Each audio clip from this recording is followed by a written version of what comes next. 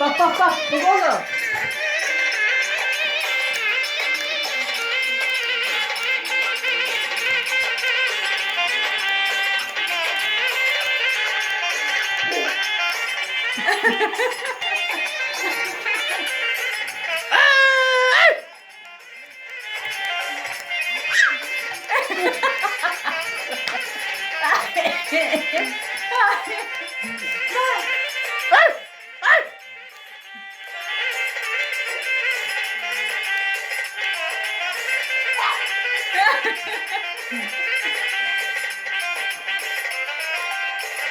Ay! Nereye döneceğim bu tane? Uşağım.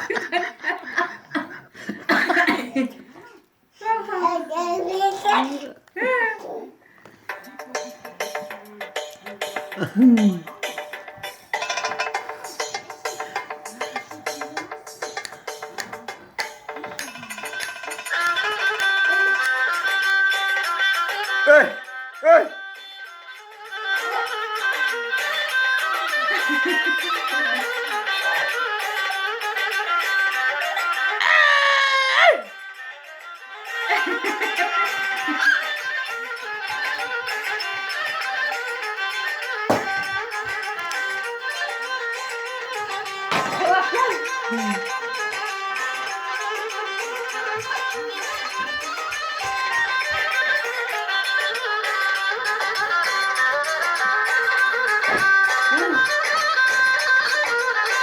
Hey!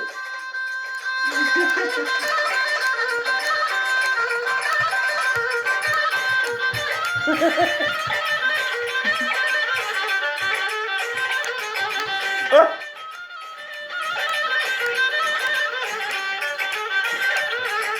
Ah! Ah!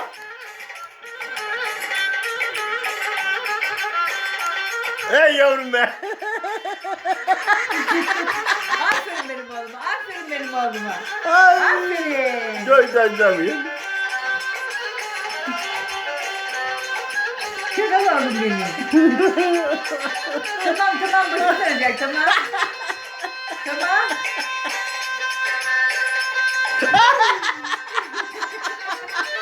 Ay, Adamlar oynuyor. Adamlar oynuyor. O da aynısını yapıyor.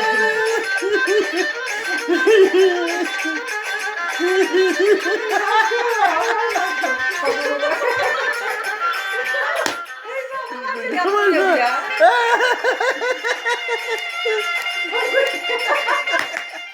Ay güzel göreceğim. Ben ne diyeceğim?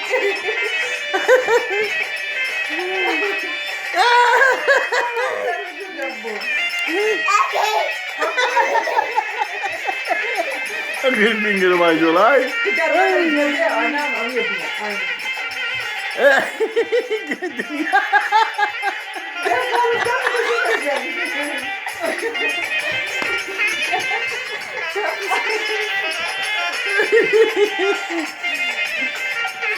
Hey! Onu buraya var buraya. Ay sana mutlu ya. Yeter.